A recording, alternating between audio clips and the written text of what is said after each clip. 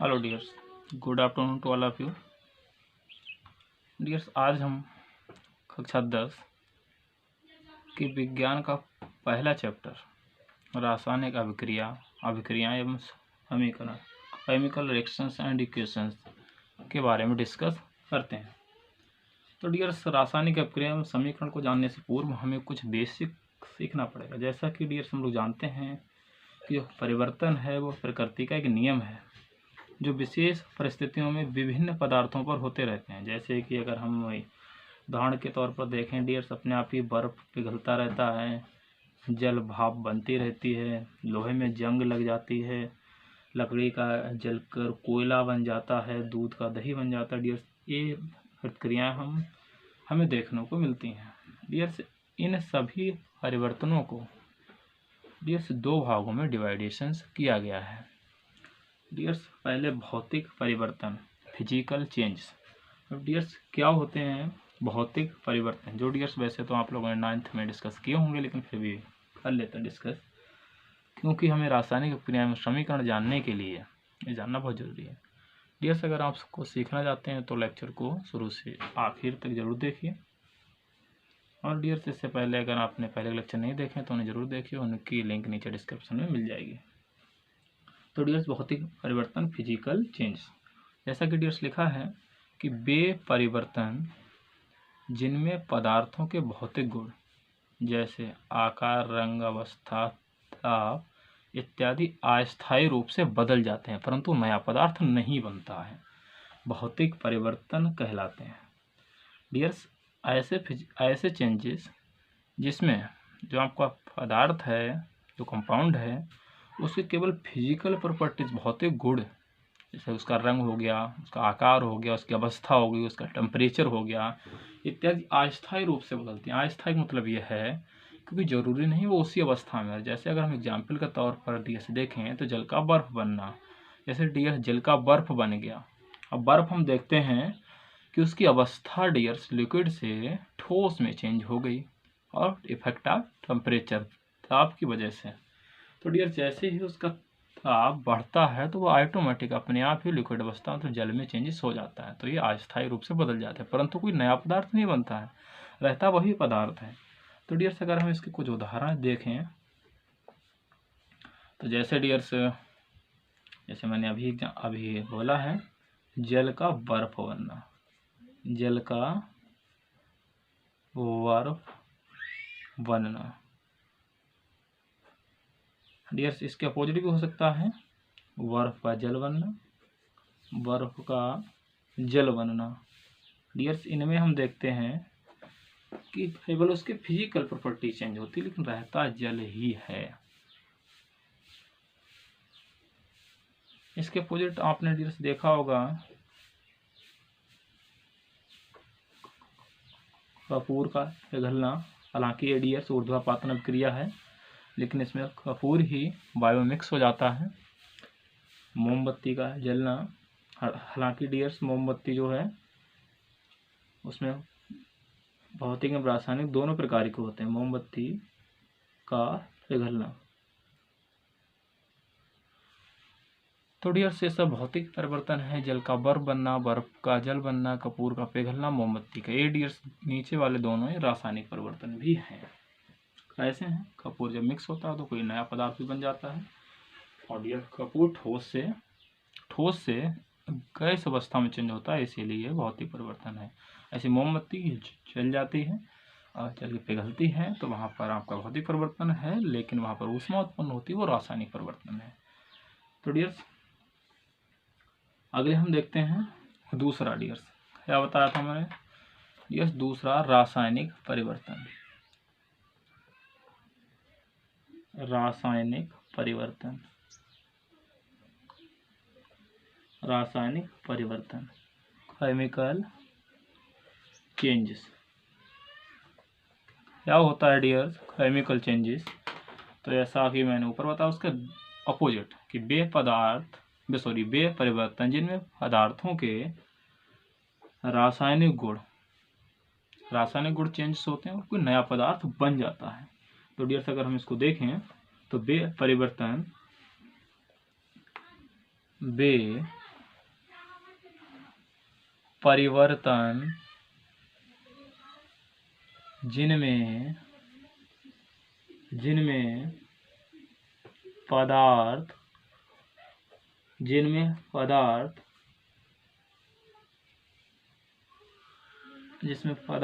एक नए पदार्थ में बदल जाता है, या हम यूं कहें कि वे परिवर्तन जिसमें नया पदार्थ बनता है रासायनिक परिवर्तन कहलाते हैं। डियर्स, अगर हम इसके एग्जाम्पल देखें तो जैसे कि डियर्स दूध का दही बनना, दूध का दही बनना। तो डियर्स दूध का दही बनना, दूध एक अलग प्रकार का प्रोडक्ट है, दही एक अलग प्रकार का, उसमें एक लैक्टोज अम्ल होता है जिसकी वजह से दही में खट्टा लगता है। डियर्स, इसका दूसरा एग्जाम्पल अगर हम देखें तो डियर सुक्रोज जैसे आप लोग जानते हो, डियर्स नहीं जानते बता रहा हूँ, सुक्रोज से सिरका बनना। सुक्रोज जैसे आपकी शुगर है, चीनी है, शक्कर है, इसे बोलते हैं डियर। तो जो आपकी चीनी, शक्कर या जो रस गन्ने का होता है, इससे डियर सिरका बन जाता है मिठाई वगैरह से। डियर ऐसे सुक्रोज से एल्कोहल का बनना, एल्कोहल का बनना। डियर्स इसका और है लोहे पर जंग लगना,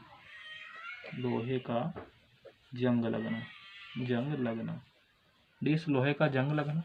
लोहा जो होता है आपका आयरन है, जैसे ही वायु और नमी के संपर्क में आता है तो इस पर फेरिक ऑक्साइड, डियर्स लोहा और ऑक्सीजन आपस में मिक्स होता है और एक नया पदार्थ बनता है फेरिक ऑक्साइड।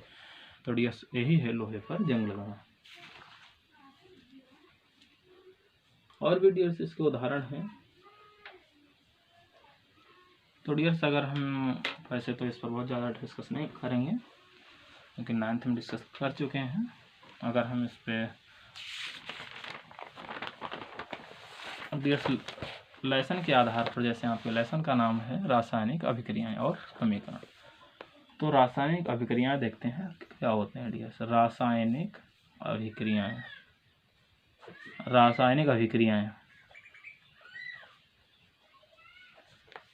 Chemical reactions.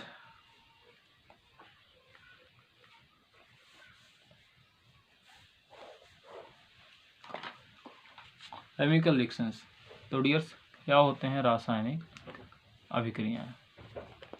तो जैसा कि हमने अभी देखा रासायनिक परिवर्तन में कि रासायनिक परिवर्तन वे होते हैं जिसमें पदार्थ परिवर्तित होकर एक नया पदार्थ बना लेता है जिसके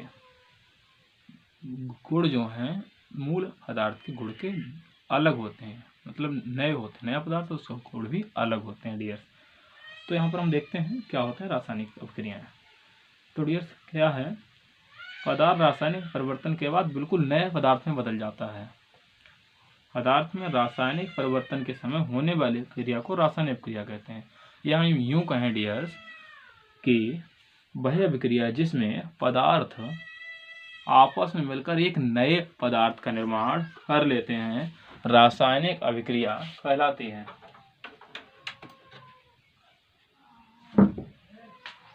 तो डियर्स वह क्रिया या अभिक्रिया वह क्रिया जिसमें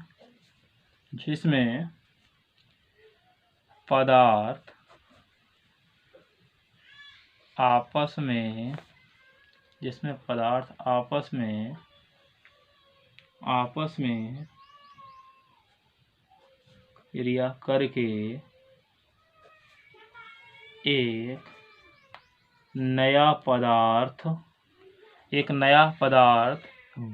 हैं, वह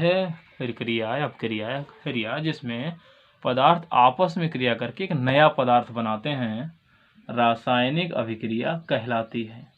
रासायनिक अभिक्रिया कहलाती है। रासायनिक अभिक्रिया कहलाती है। अब डियर्स अगर हम देखें कई एक उदाहरण डियर्स बहुत ही इजी तरीके से, तो डियर्स जैसे आप लोगों ने पढ़ा होगा थोड़ा सा, जैसे डियर्स मैग्नीशियम और ऑक्सीजन, मैग्नीशियम और ऑक्सीजन डियर्स आपस में रिएक्ट करते हैं और क्या बनाते हैं डियर्स, मैग्नीशियम ऑक्साइड। डियर्स यहाँ आ नहीं पा रहा है इसलिए मैं नीचे लिख देता हूँ,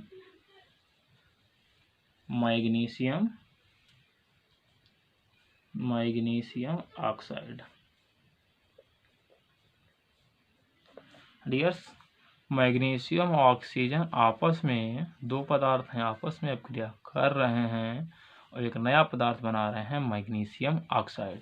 डियर्स इसके अलावा और भी उदाहरण हैं, जैसे डियर्स चूना, सूखा चूना और जल आपस में रिएक्ट करते हैं और बना देते हैं डियर्स बोझा चूना,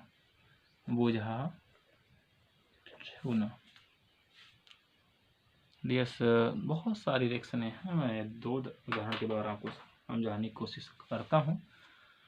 अब डियर्स हम देखते हैं रासायनिक समीकरण, रासायनिक समीकरण, केमिकल इक्वेशन, केमिकल इक्वेशंस। तो डियर्स क्या होते हैं केमिकल इक्वेशंस? डियर्स क्या है, जो आपकी रासायनिक अभिक्रिया है, इस रासायनिक अभिक्रिया को प्रतीकों और सूत्रों द्वारा संक्षेप में लिखना रासायनिक समीकरण कहलाता है। तो डियर्स क्या है, रासायनिक अभिक्रिया या रासायनिक अभिक्रियाओं के अभिकारकों और उत्पादों को प्रतीकों और सूत्र द्वारा संक्षेप में लिखना रासायनिक समीकरण कहलाता है। डियर्स क्या है, रासायनिक अभिक्रियाओं के अभिकारकों और उत्पादों के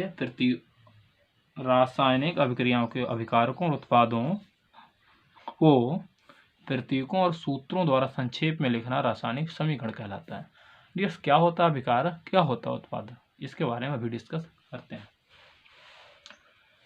तो डियर्स जैसे कि अभी हमने देखा था कि मैग्नीशियम और ऑक्सीजन आपस में रिएक्ट कर रहे थे, मैग्नीशियम ऑक्साइड बना था। डियर्स इसी को हम लिखते हैं मैग्नीशियम। आप लोगों ने पढ़ा होगा कि मैग्नीशियम का प्रतीक डियर्स Mg होता है और ऑक्सीजन का प्रतीक डियर्स O2 होता है।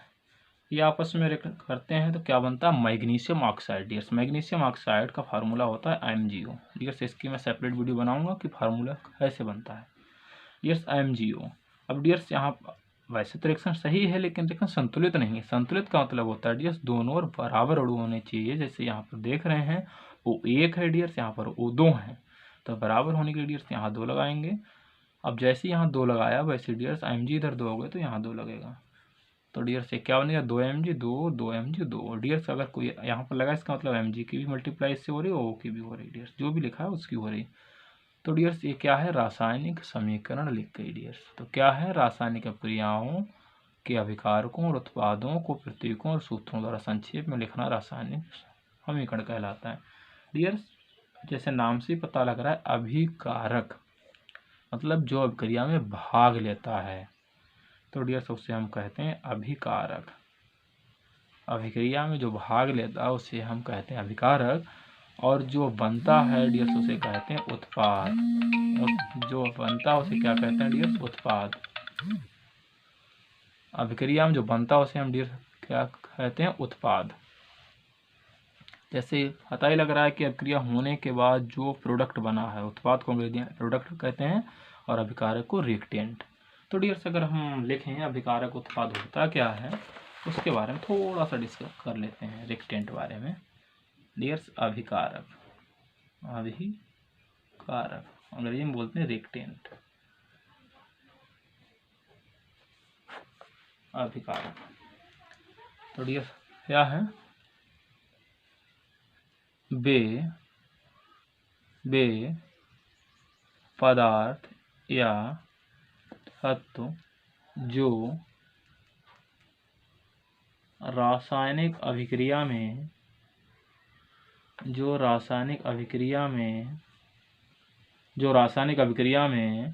भाग लेते हैं, अभिकारक कहलाते हैं।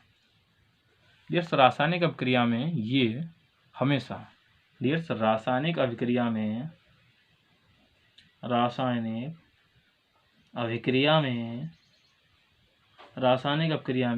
ये का मतलब है अभिकारक, ये सदैव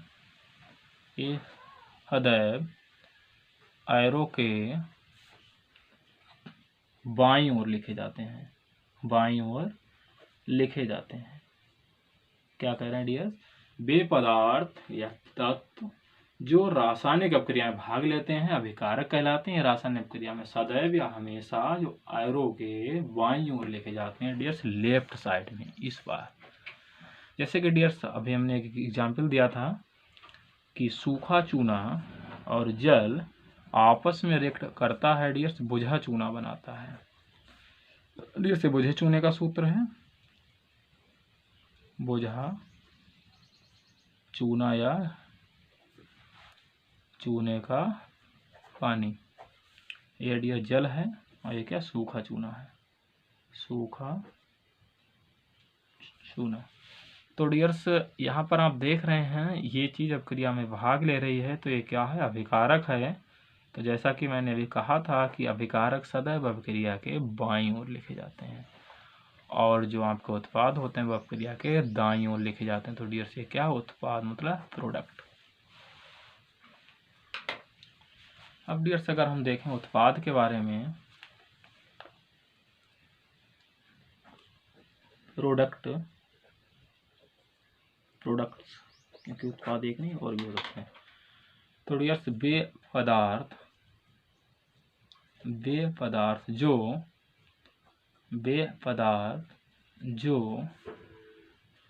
रासायनिक अभिक्रिया के फलस्वरूप प्राप्त होते हैं उत्पाद कहलाते हैं। डियर्स क्या है कि वे पदार्थ जो रासायनिक अभिक्रिया के फलस्वरूप हमें प्राप्त होते हैं उत्पाद कहलाते हैं। रासायनिक अभिक्रिया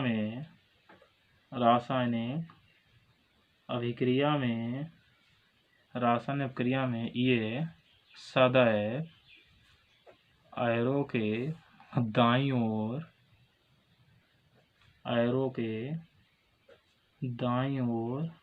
लिखे जाते हैं। जैसे कि डियर्स यहाँ पर मैंने दिखाया कि एरो के दाईं ओर लिखे जाते हैं हमेशा डियर्स। तो डियर्स आज के लिए इतना ही, मिलते हैं नेक्स्ट लेक्चर में। और डियर्स पीछे की वीडियो अगर आपने नहीं देखी है फिजिक्स की तो उसे ज़रूर देखिए, उसकी लिंक नीचे डिस्क्रिप्शन में मिल जाएगी। और डियर्स आगे लेक्चर आपको मिलता रहेगा। ऐसे मिलने के लिए आप चैनल को सब्सक्राइब करें, उसके पास में बेल आइकन की घंटी दबाएं जिससे मैं कोई भी वीडियो डालता हूँ आपको तुरंत मिलेगी। Thank you.